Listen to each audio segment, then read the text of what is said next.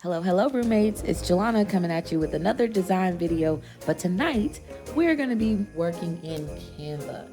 First, you're going to start by opening a Canva account if you don't have one, and then clicking this plus purple sign here where this pop-up will show up to say create a design, and we want to go to worksheet portrait. Once your project is open, the first thing that we're going to do is add our guidelines. So you're going to come down to settings and then add guides. From there, we want to click custom. This set of tissue paper I found has worked best with 4 columns and 5 rows with no gaps in between. So we're changing those gap numbers to 0. Now, if your printer is able to print end to end with no border, then you will not need to do this next step. But my printer only goes out into this gray dotted line. So all of my designs have to be within that space, otherwise they'll cut off.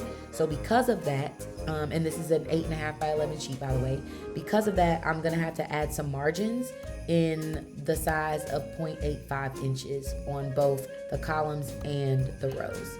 And you'll see that these line up with the purple dots, with the gray dotted lines, so that my icons will just have to go inside of this main rectangle here. Once you set everything up, you're gonna click add guides, and then we get into actually designing our tissue paper. Because my gift bag is a snowman, I thought it would be really cute to make the tissue paper out of top hats, because he technically doesn't have a hat on because the bag is open. So I'm gonna go over here to elements and basically look for snowman things. The first thing I want for sure is a snowman top hat. And the first one that comes up is great. If you want a little color, you can click see all for the graphics and choose which one you like. These two look to be the best options. But because the mouth of my snowman on the bag is red, I'm actually gonna choose this. I'm going to choose this image. Now, I'm going to move this, and the goal here is to resize it inside of the grids. So I'm just going to drag that square into its inside and then manually drag it and guess where the middle is. We'll get it precise in just a second. From there, I'm going to copy or duplicate by clicking this button here, and I'm going to move it in a diagonal motion until all of my squares are filled up. This time, I'm gonna duplicate 2 at a time so that this moves a little quicker for us. And I'm again gonna stay within the bounds of my main rectangle. If that's difficult for you to see, you could throw a color back here, but that's why the guidelines are there. The next thing I'm gonna need is a 3. So I'm gonna hold the shift key down and click, and now my group is 3. I'm going to duplicate this set of 3 hats and skip a diagonal and then come down here. Same thing, I'm going to need 2 up here, so I can press shift again and unclick one of those hats, duplicate just the 2 hats that I need, drag them up here.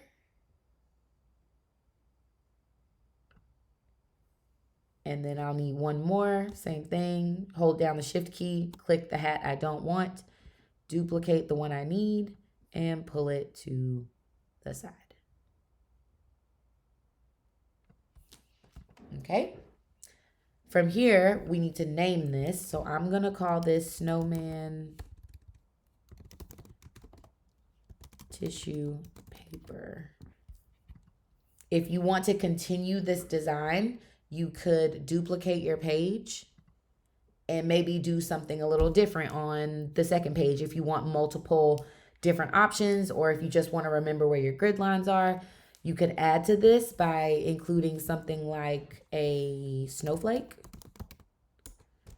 Anything that really looks good. Maybe you want to add a little more color, so you could do these red snowflakes if you want to kind of lean into that red vibe.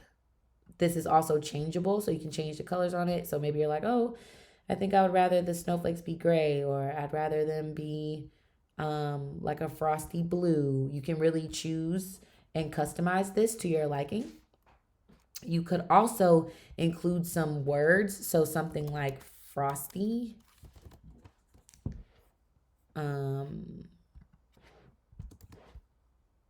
Let's see what comes up. I'm looking for some, oh, I have graphics chosen. So I'm looking for some words. Like, yes, they're graphics, but I also want some text, I guess I should say, versus words. So maybe I'll look for "it's cold outside." That's a popular phrase for winter.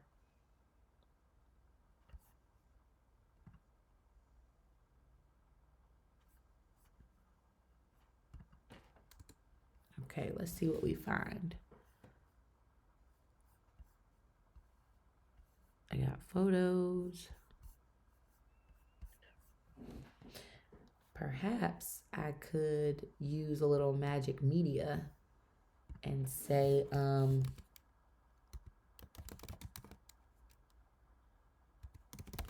generate some graphic text that reads, "It's cold outside."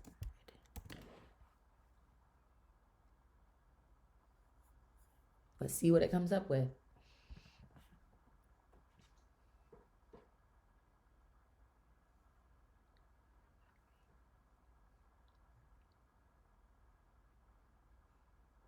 Okay, I can maybe play with this.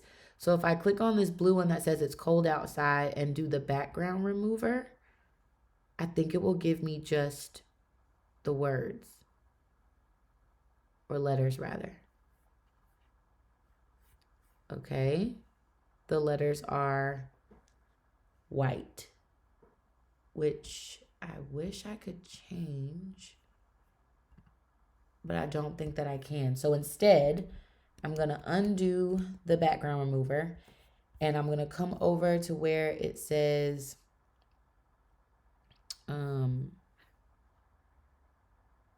edit right here. I need to get out of Magic Media. Thank you, Magic Media. I appreciate you. Okay, I'm gonna click on my graphic, go to edit, and then I want to grab text. So it's gonna find all the text for me. Yep, and I'm gonna say, click "it's all text." Yep, and then I click grab. Oh, it still might be white, but I might be able to change it this time, change the colors of it. I can. So I'm gonna change the colors of it to, instead of it being white, I want it to be red. Bright red. And then I will just resize it to be something like that. Which means I don't need here. You could also, oh, I lost the snowflakes. So I don't need this graphic anymore. Maybe you want to keep the snowflake still and switch it up. So I'm going to turn this into red as well. And then I could do something similar to the top hats and just put it in to the grids. You can use, again, the guidelines to help you kind of navigate things a little easier, which means this would now be in this column. Oh, I forgot "it's." So I should grab "cold outside" and "it's," and then I'm going to group these together so now they act like one. They act like one entity, but I kind of want this to be aligned in the center. I think it looks a little awkward the way that it is. And then because it's already separate, I'm just going to give a little space here. There we go. Then collect both, group, and copy and paste. And now I'm going to place "it's cold outside" here. Same thing. I need these two to come down here. Oh, those are going to be snowflakes actually, so never mind. I do need them to come down here though. Yeah, I think this is cute.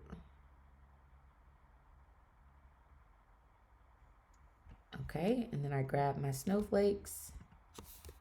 So now we ended up with 3 elements. We got a graphic, well, 2 graphics and text, but the snowflakes look like pencil marks, like thinner, so I think it fits really well. Okay, so now you can name each of these, so you can name each of your pages so you know what's what. So I'm gonna go to notes and I'm just gonna name this red top hat.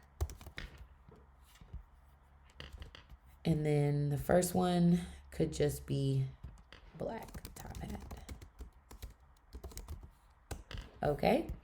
From here, it's important the way you save this so that it prints okay on your computer. I'm gonna go to share and then download. I want to keep the fact that the PNG is suggested. I only want the second page with all of the red that we just created. So I'm gonna click done and then download. It should come up pretty quick. I open up my download. That's my PNG. Looks pretty good. I'm gonna print this by going to File, Print. I want once the default settings come up, I want to make sure that the orientation is portrait, that the paper size is US letter.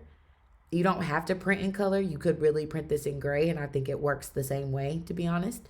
But we chose the red for a reason, so we're gonna go there. And then I'm gonna fill entire paper, and then 2 copies per page, which is gonna give me that tile look I'm going for. It keeps the diagonals and everything the same, so it looks good there. Then I go down to media quality. I want my paper type to be lightweight paper because it's vellum. And then best.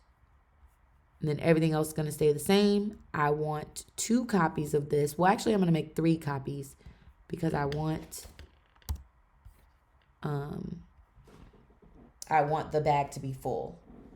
And then I'm going to click print. And then we do that piece. For the last leg of this project, you'll need printable vellum paper. Once your vellum paper has printed using the settings described, you will then need to properly fold and place your DIY tissue paper into your DIY gift bag. Refer to part 1 of this project to see how we designed this bag in Cricut Design Space. When you are placing your tissue paper, it's important to grab directly in the center before manually placing and folding the tissue paper to your liking. You'll see that I folded mine in sort of a V triangle shape and added a little glue dot at the tip to make sure that it stays attached to the sides of the bag. The paper is extremely durable, so don't be afraid to open up your bag and stuff all the paper down in there. It gives it a more full and beautiful look. Once the tissue paper is to your liking, voila, you're finished. A DIY project from head to toe. If you enjoyed this video, be sure to like and subscribe and follow for more DIY projects.